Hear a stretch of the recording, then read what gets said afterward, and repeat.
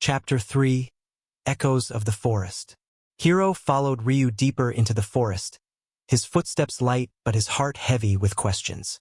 The glow of the strange flowers grew softer as they moved away from the clearing, replaced by the dim light of the morning sun filtering through the trees.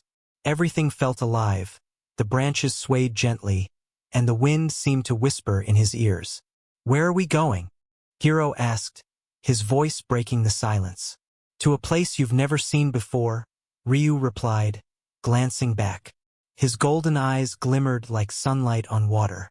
Hiro wanted to ask more, but the calm, confident way Ryu spoke made him stay quiet. Instead, he took in his surroundings. The forest was unlike any place Hiro had ever visited.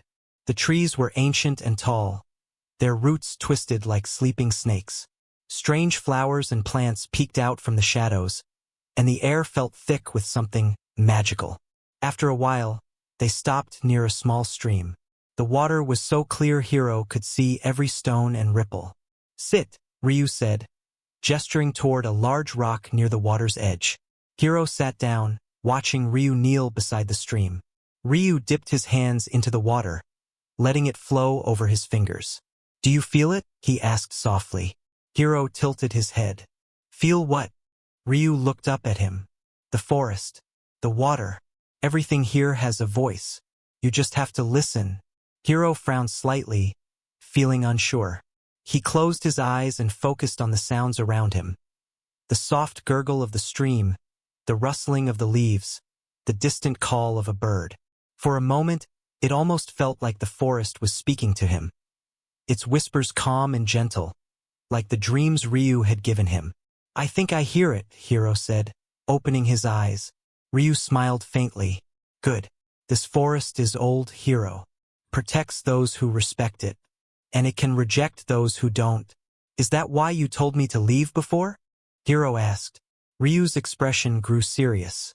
"Yes, you're human and humans don't always belong here." Hiro felt a pang in his chest at Ryu's words. "But you let me in. Why?" Ryu stood up, his white hair falling around his face as he looked at Hiro. "Because you're different. When I entered your dreams, I saw a heart that wanted peace. Not just for yourself, but for others." Hiro blinked, surprised. You can see that?" Ryu nodded. "It's part of my power. I don't just visit dreams. I can see what people hide, even from themselves." Hiro felt his cheeks warm. He had never thought of himself as special, but hearing Ryu's words made him feel seen.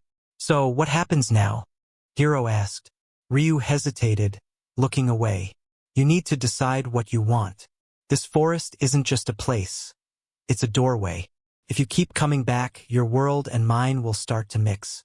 And once that happens, there's no turning back." Hiro's heart raced. "What do you mean, no turning back?" Ryu didn't answer directly. Instead, he walked to the edge of the stream and looked into the distance. "There are things in this forest that wouldn't welcome you. Not all spirits are kind, Hiro. And not all humans understand us." Hiro stood up, his determination growing. "I don't care. I want to know more about you. About this place." Ryu turned to face him, his golden eyes searching Hiro's face. After a long pause, he sighed. "Then I'll help you. But you need to be careful. Promise me that—" "I promise," Hiro said firmly. Ryu gave a small smile, though there was still worry in his eyes. "Come. There's something else I want to show you." As they walked deeper into the forest, Hiro felt the air grow colder. The trees seemed closer together, their branches casting long shadows. For the first time since arriving, Hiro felt nervous. "Stay close," Ryu said quietly. Suddenly, the ground beneath Hiro's feet felt soft. He looked down to see a patch of flowers, different from the glowing ones before. These flowers were pale blue, their petals shimmering faintly. "What are these?" Hiro asked. "Dreamer's tears," Ryu replied. "They only bloom where magic is strongest." Hiro crouched to look at them. "They're beautiful." "Yes," Ryu said, his voice soft. "But they can also make people fall asleep if they stay too long." Hiro's eyes widened, and he quickly stood up. "Is that why this forest feels so strange?" "The magic." Ryu nodded. The forest protects itself. You're lucky it hasn't rejected you yet. Hiro swallowed, suddenly aware of how special this moment was. The forest, this magical ancient place, was letting him in. And Ryu, the mysterious boy from his dreams, was sharing it with him. Thank you, Hiro said quietly, looking at Ryu.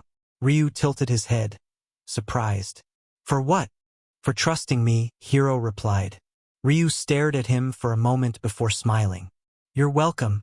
As they continued walking, Hiro couldn't help but feel like he was at the beginning of something much bigger than himself.